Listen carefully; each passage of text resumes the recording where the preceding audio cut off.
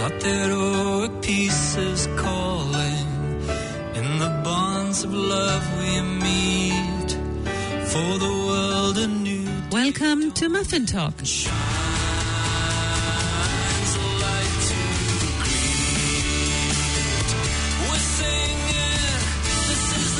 ora and welcome to Muffin Talk.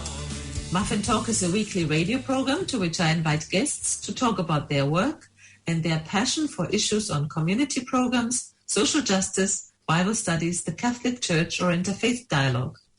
Today I have invited Dr. Chris Longhurst to a Zoom recording for a broadcast. Chris, a very warm welcome and haere mai to our radio program. Haere mai, ngāhi biate, kia ora. Dr. Christopher Longhurst is a New Zealander who spent many years abroad. He returned to Aotearoa after his academic studies in theology and gaining work experience in Europe and Northern Africa. In Rome, in Italy, he was operatore didattico, educational officer for the scientific and administrative management of the Vatican museums. And in Ifrane in Morocco, he served as an assistant professor of philosophy and religious studies at the Al-Aqwan University. Back in New Zealand, he is a lecturer at Titipounamu College and actively involved in interfaith work. Chris, I understand you have a passion for connecting theology, interfaith, and visual arts. If we think back of our history of Christian theology, we realize that religious art has played a huge role when telling stories or events, especially in the times when people were illiterate. Why do you think religious art is still relevant today, as we assume that most people around the world also could read a book? Thanks, Beate. Indeed, art in itself, pictorial art especially, was a major tool used by religions to propagate the religious message as a way to teach. So its primary purpose was actually not art for art's sake, so to speak, but it was used to educate as an educational tool. It being art, of course, it was beautiful. Though its primary purpose was not art, which is not the standard definition of art according to the art world today. You know, art has to be art for art's sake. When art is used for another purpose, for the propagation of religion, then that becomes more, it becomes propaganda. So it's not really art. So religious art, of course, how do you qualify religious art? Most people would associate religious art with a religious theme, meaning that it's portraying something that treats a religious subject matter. So it's art religiously qualified. And of course, granted, books can treat a religious subject matter too. And, a book could be a work of art as well. But when talking about pictorial art or pictorial religious art, we're talking about that one kind of religious art that seems to have interested most artists and viewers, particularly in the West, especially since the Renaissance. And that probably is because the patron of the arts at that time was the church. So the church is using art and artists, again, to propagate the religious message. And then those arts become decorative pieces in churches, even homes and monasteries, and many people throughout the Western world end up either going to see it in churches or going to church and seeing it. There are countless paintings of religious topics from different views. You can take a religious subject matter and treat it from different kinds of art perspectives, so therefore it becomes attractive on the level of personal taste as well.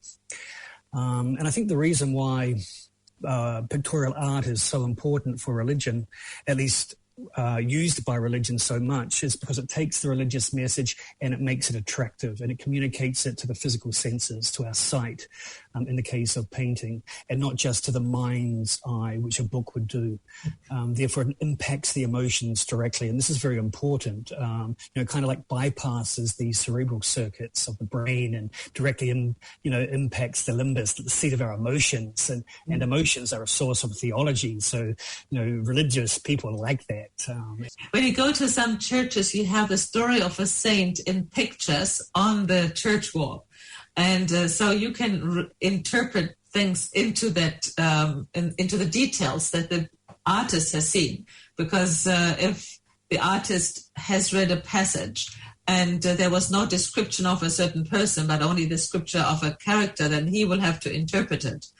But that's why you get a different message than if it's written down. Right, and more importantly, if I may, it makes the message present, contemporary, there in the moment for the viewer, meaning that what the viewer is looking at, whatever that religious historical event was, becomes present again for the viewer. And that's important because art, especially again of the Renaissance and religious art in general, is of its time. So even if the art world traps a work of art in historical period, when that work of art treats of a religious subject matter is present, it's an invitation to the viewer to be part of the scene as well. For example, you're not supposed to just stand there in front of a religious work of art and say, gosh, what a beautiful work of art you're supposed to somehow participate in what's going on. And we can talk later about how that's good for a conversation as well. It's a context also. It's the like with the words, it's the context that we need. It's almost as if the religious event is coming into the present moment, in a sense, that it's making the space sacred in a way, by using colors and shapes and various images and symbols. It's enabling the viewer to read it in a certain way and to experience it in a certain way in time. So it's kind of a painting is the embodiment of its subject matter in space and time. And I think that's where religion capitalizes on it to, again, propagate its own messages. And Chris, you are connecting visual arts and interfaith work also. And in this context, I understand that you've been appointed a fellow of the KAICIID, the King Abdullah bin Abdulaziz International Center for Interreligious and Intercultural Dialogue. Yes. In 2020 International Fellows Program. Can you tell us more about the center and the program? Sure. Yes, it's commonly known as KAICIID, the acronym for King Abdullah bin Abdulaziz International Center for Interreligious and Intercultural Dialogue, KAICIID.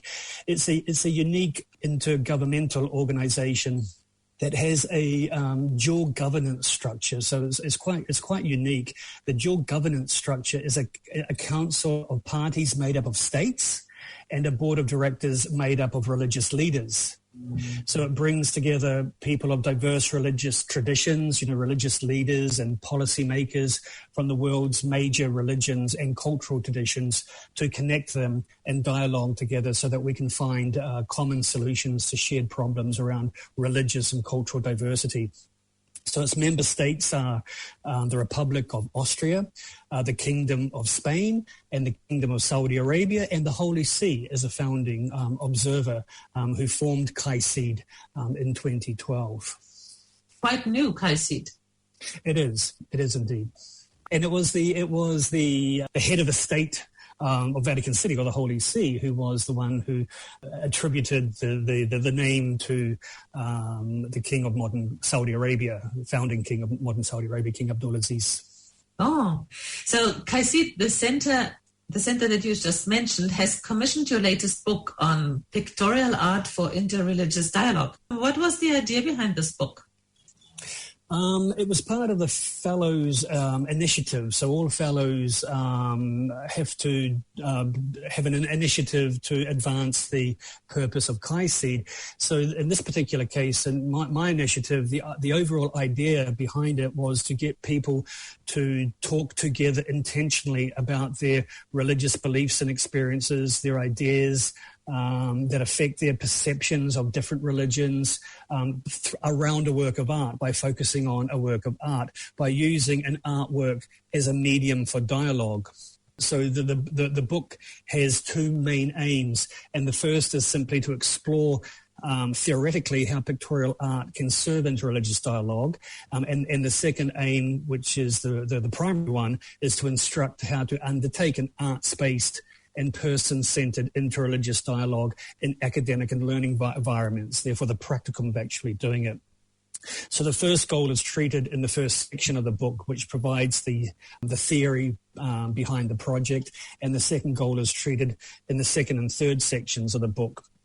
So the second section treats of the methodology of carrying out the process of an arts-based and person-centered interreligious dialogue, and the third part provides samples of different artworks from different kinds of art, including the most purely abstract to the most figural, and ones that could be identified as religious, and ones that are considered non-religious, and even ones that could be called intercultural, and ones that could be called interreligious.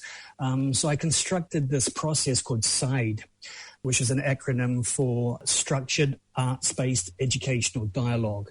So it's a model that considers how pictorial art works. Say it again, structured, so just so to get the acronym. Yeah, KAICIID, S-A-E-D, Structured Arts-Based Educational Dialogue. It considers how a pictorial artwork functions as a channel for dialogue through three core factors, which is what I call the pictorial form, which I qualify as not the form of the artwork per se, but the meaning that's made visible to the viewer through the content, which is what is on the artwork, which together makes up its pictorial subject matter. So I have some questions that revolve around the form, the pictorial content, and the pictorial subject matter, and these factors serve as speaking points in the dialogical process.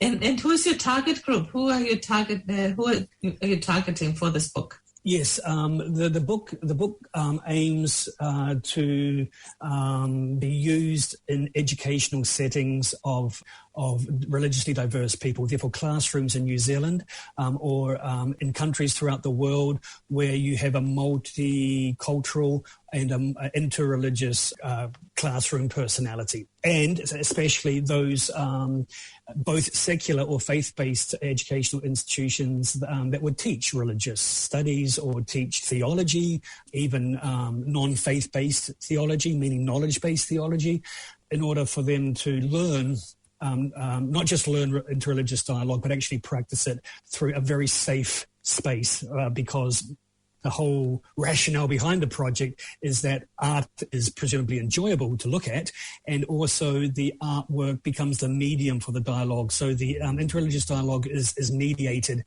through the work of art. Therefore, it's very safe because, of course, in a sense, the artwork doesn't speak back. It just keeps on speaking its message, and we bring to that message our own interpretations, our own perceptions, our own life experiences, and our own ideas. And that's what creates a conversation. And that conversation is structured and it's educational, therefore KAICIID. So that's a little bit different. It's interesting because you mentioned earlier the art is a medium for dialogue.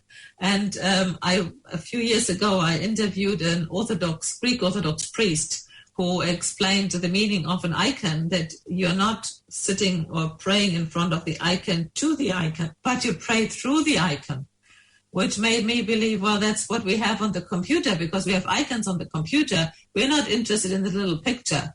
We want to know what is behind it.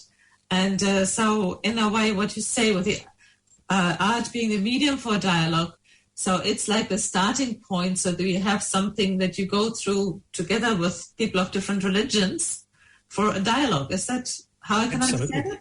Absolutely. And that dialogue can be an internal dialogue with yourself, which presumably it has to be, but it's outworked with others, either in pairs or in small groups or even a circle process. the wonderful circle process, which is designed to bring about understanding, mutual understanding and peace among diverse people, and that can take place around the work of art too.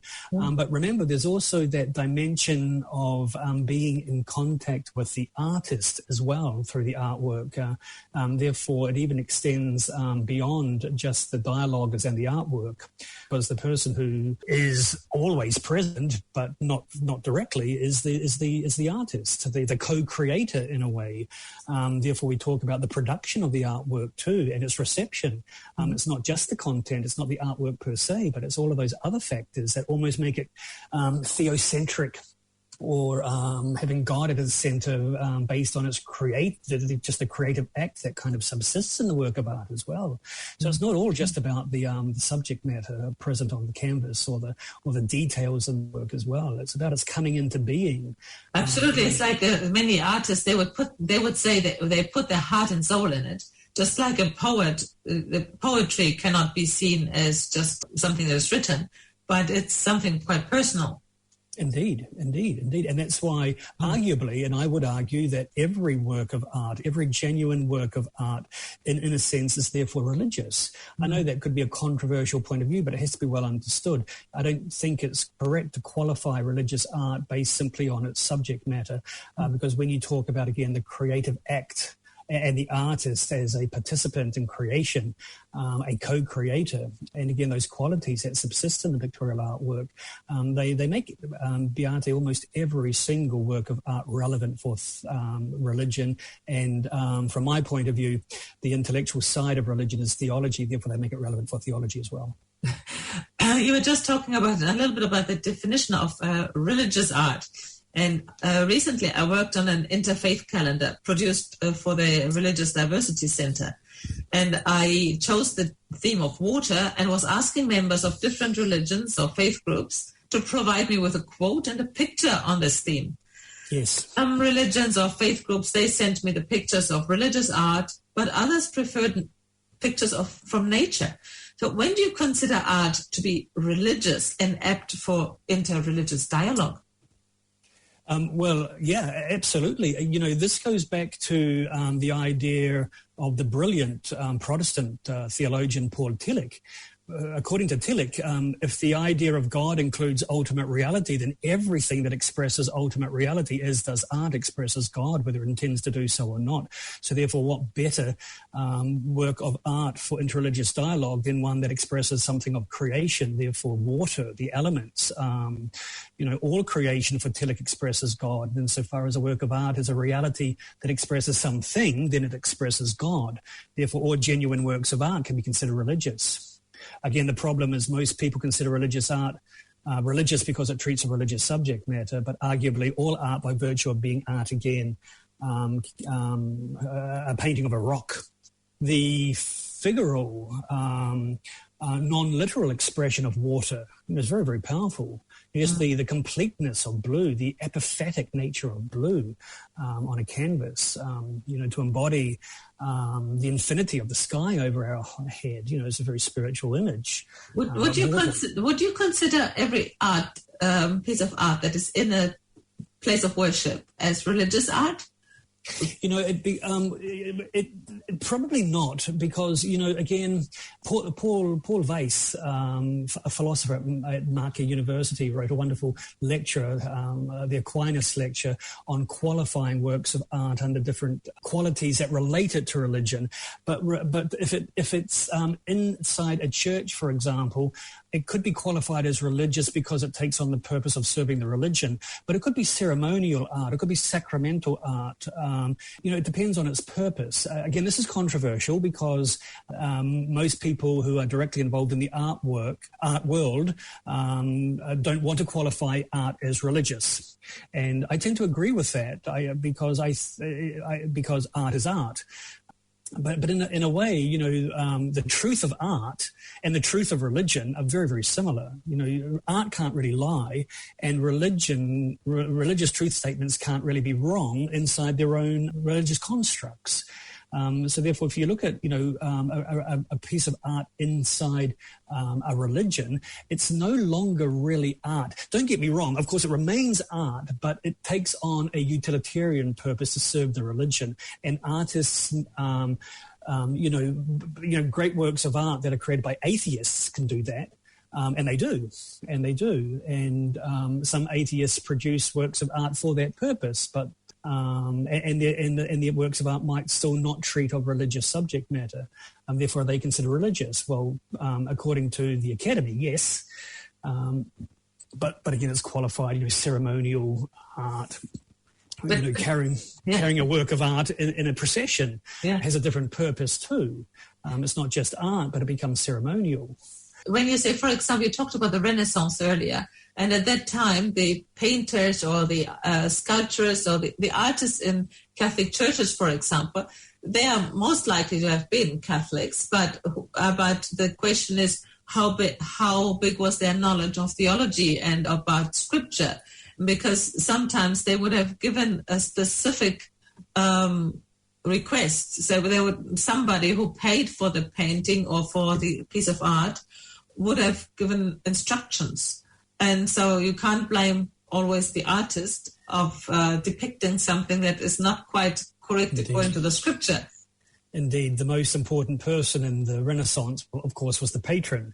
It was the patron who signed the work. It was the patron's signature that was on the work. Artists didn't sign their works in the Renaissance. Of course, there are exceptions. Michelangelo got himself into a lot of trouble when he signed his own work because it was the Pope who credit was supposed to be given to. But Caravaggio came to mind in what you just said. Michelangelo Merisi, Caravaggio. Of course, everyone was Catholic, as you rightly say. There hadn't been the Reformation. But whether you believed or not is your personal faith. And as the literature speaks to Caravaggio's non-belief, yet Caravaggio has produced without question some of the most beautiful religious, inspirational and emotional works of art in the history of art. Caravaggio is the hallmark of the Baroque. The Western Baroque, because of his ability to make the work simultaneously realistic, which Raphael never did. His were too idealistic. They were just so beautiful, they were unreal. But Caravaggio maintains that realism and that beauty, and separates himself from believing in any of it. As we know, he struggled with believing in most of what the Catholic Church teaches back then too. But that's not uncommon. What made him a great artist was not the fact that he was a believer, or in this case a non-believer, but the fact that he was a good artist. Even Fra Angelico, the patron saint of artists, he was a great artist not because he was a saint or a holy person, but because he was a skilled artist. I know people will disagree with that and say you can't make that separation. But, if you want a great work of art, are you going to ask a holy person or are you going to ask an artist? Presumably you might want both, but you're going to ask an artist. You're going to ask a person who has the skill. And that's you might get a theologian or a religious person to support him and to inspire him, or to say, "Oh, no, you're going in the wrong direction." Well, who inspired Michelangelo? Again, Michelangelo is a genius, but who inspired him? Who was he answering to? Who was instructing him? Do we know the answer to this? Yeah. He talked about it, and it's been written down by Ascanio Condivi, who was his biographer and his pupil. Guess where Michelangelo was going to get his instruction? To the Bible. That's why he had themes and pictures that were quite different to others. And that's why he believed that he had that same inspiration that the authors of the Bible had. He believed he was inspired.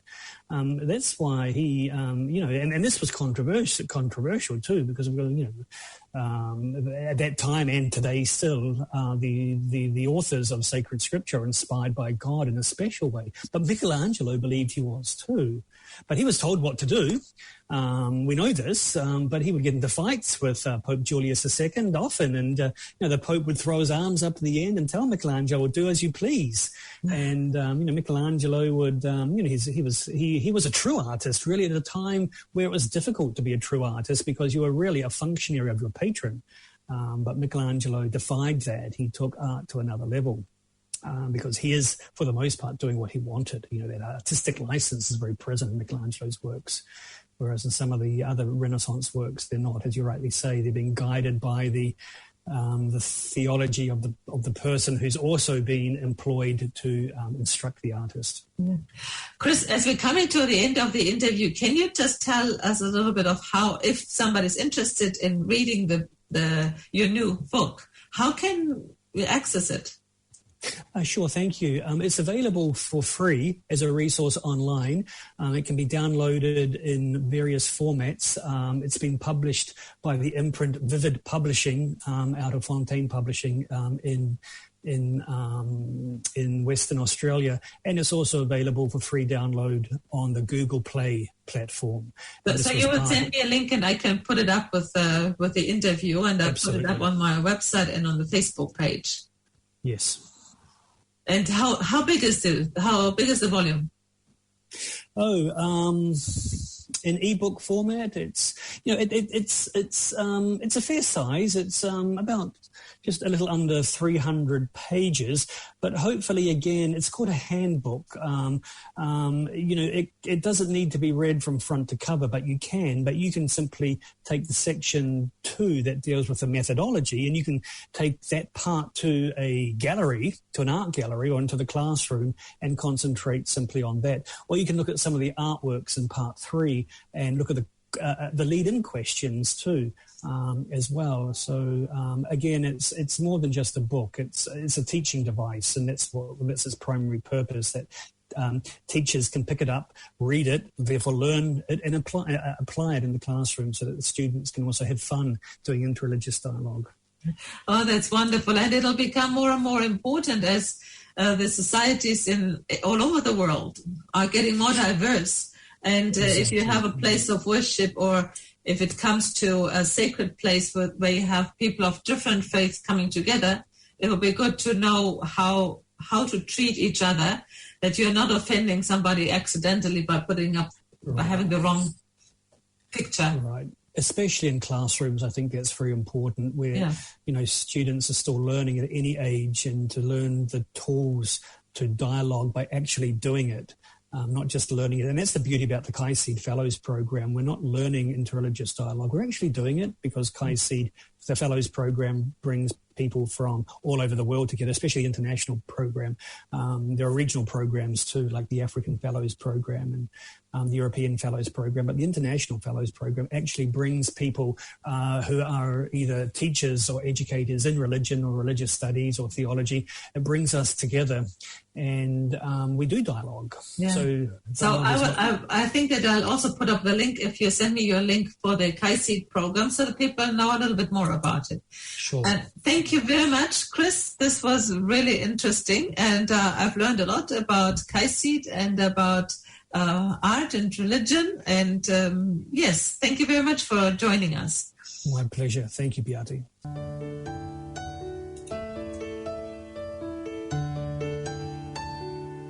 Out there, peace is calling. In the bonds of love we meet. For the